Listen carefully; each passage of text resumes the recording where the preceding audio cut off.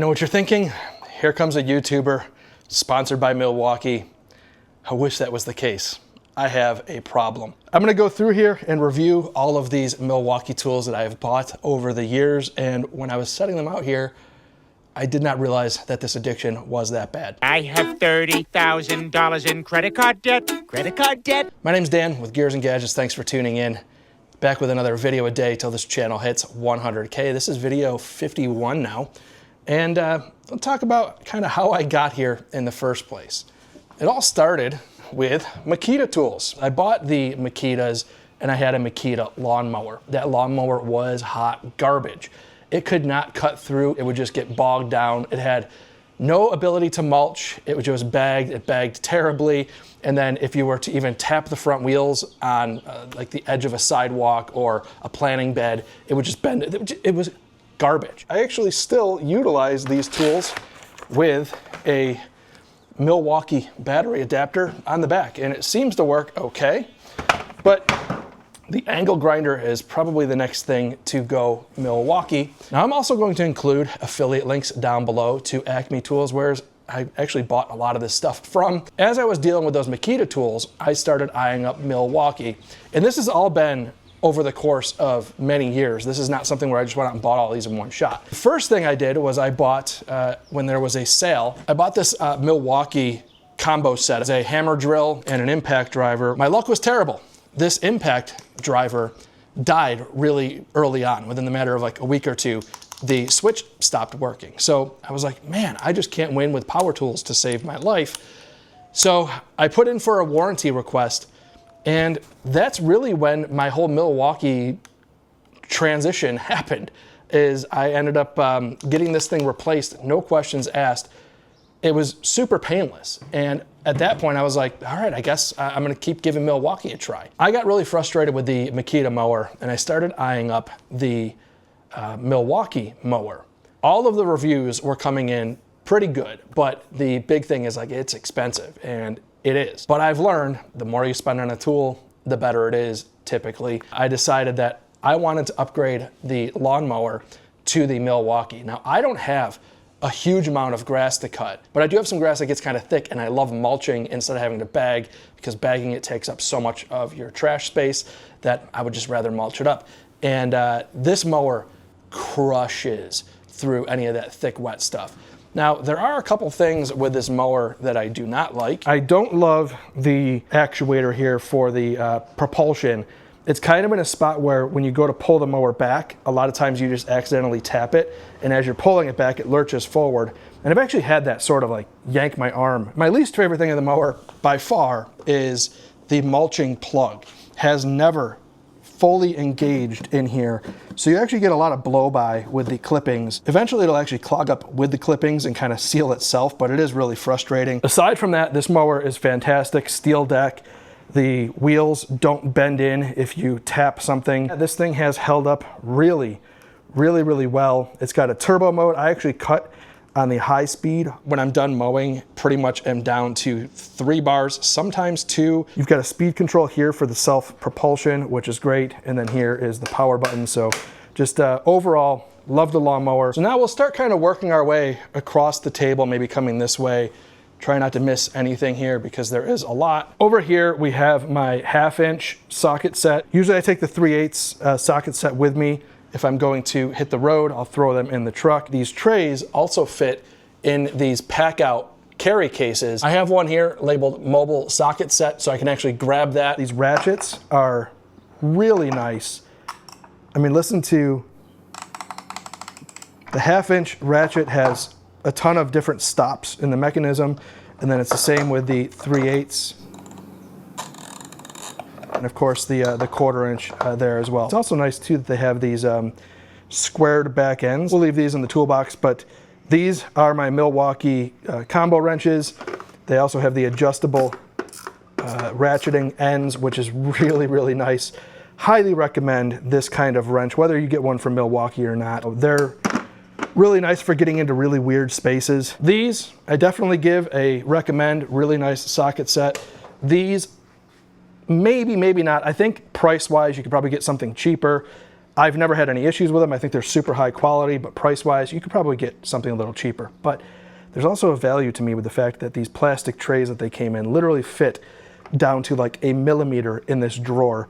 And when I ordered them, I knew that because I measured it out, and that was a big reason why I went that route. So recommend if you want to spend money on a good set of wrenches. Now, on to the next. This is the 12-volt Milwaukee sprayer. Here in Phoenix, I do have a scorpion problem. I have to spray once every like 2-3 months. I use a chemical called Demand CS. It works amazing pretty much every time I spray. Within a day or two later, I start finding dead scorpions out. So this sprayer has been an absolute workhorse for me.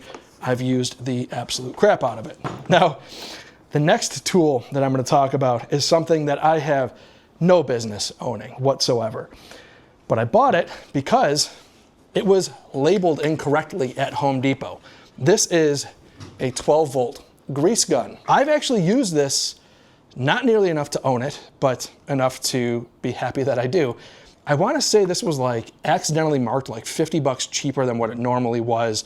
I think I got it for under $100, if I remember correctly.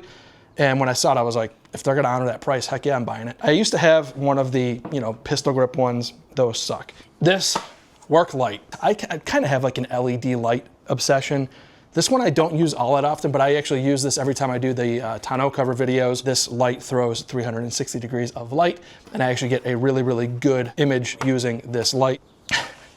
Another tool that I'd say I have no business owning, but I've actually used the snot out of this thing. This house actually has really old windows, and these screens were all kind of like bent out of shape. Don't want scorpions in the house. So I bought this to go around and seal off every window, and it gives just a really, really nice smooth bead of sealant. And I also did self-leveling caulk in the cracks here of the garage and used this to just blow out a ton of tubes of that stuff. Highly, highly recommend this caulk gun if you have a lot of caulking to do. Moving on. Circular saw, brushless 18-volt circular saw. I have had it bogged down a couple times and I wasn't sure why. I recommend it as somebody who doesn't use a circular saw all of the time for just random cuts. It works out okay. Continuing on, these little work lights, these little M12, these little guys, I not only recommend it, I'll recommend buying as many of them as you can possibly use. They're magnetic, they stick on anything. And I use the crap out of these lights all the time, actually. Now this is an engine bay light, and I just bought this recently. It is an M12. I've been eyeing this thing up for years. And every time I would add it to my cart, I would delete it and go like, stop it, stop it. Well, recently I couldn't stop myself, and I bought it. And since I bought it, I've been using the hell out of this thing. I love the M12 batteries, and it kind of just stands up on its own. I've set this just on the concrete next to where I'm working, and it's a fantastic light. The nice thing about a nice long light like this is that with smaller lights, a lot of times you turn it on and then you put your arm in front of it, you can't see anything that you're working on. If you can get a much larger light there, it doesn't matter where your hand is, you're not really blocking any of your light. It also comes with this contraption here, which attaches to the hood of your vehicle. That's really what it's intended for, is the hood of the vehicle. But I also use this inside my truck when I'm working on it because it's pretty dark in there, and it's nice to have a nice big overhead light that you can kind of aim wherever. So with this guy, sticker shock for sure. I don't think it's worth the money that they charge for it, but I'm happy that I bought it. It's one of those tools where once you kind of just swallow the pride and say like, okay, all right, it's nice. I highly recommend it if you can get over the shock of the overall price of it. Next, getting into a 3/8 M12 ratchet. Some people will comment that it doesn't have enough torque. It's really meant more to be like something you use to like drive something home. It's not an impact wrench. It's not meant to get things super tight, but a lot of times you just get it on a nut, kind of pry it loose, and then run it the whole way out. I use this thing all the time. You can tell it's absolutely filthy. Highly recommend. Again, I use this. This might be one of the most used tools. Now here we are getting into a do not recommend. I would never buy this thing again. This cutoff tool. It's great for scoring things, but the 12-volt I don't know, it's not enough torque behind this thing to keep it spinning, and it just bogs down and stops. Super frustrating. Pretty much every time I use this, I know I'm just gonna be like hating this tool completely, but I do still use it sometimes. Just any chance I get not to, I won't. Now this is actually really interesting. They call it an installation drill driver. I think this would be used for like cabinet makers and things like that where you need to get into tight spaces. I actually bought a system, it's a sleep number system for my bed with that air conditions and heats the bed. I needed to mount the little HVAC units. There's like a negative space underneath my bed.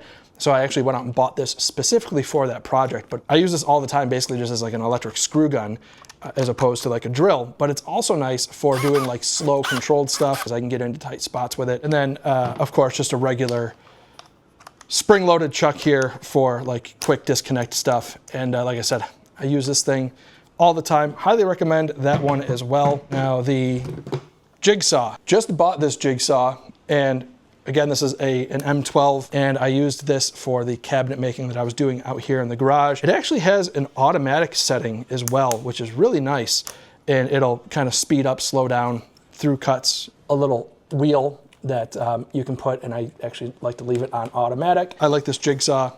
Again, highly recommend. Don't really need to talk about the hammer, but actually just ordered this a while ago. I wanted a ball peen style hammer, which, I don't know, it's just a freaking hammer.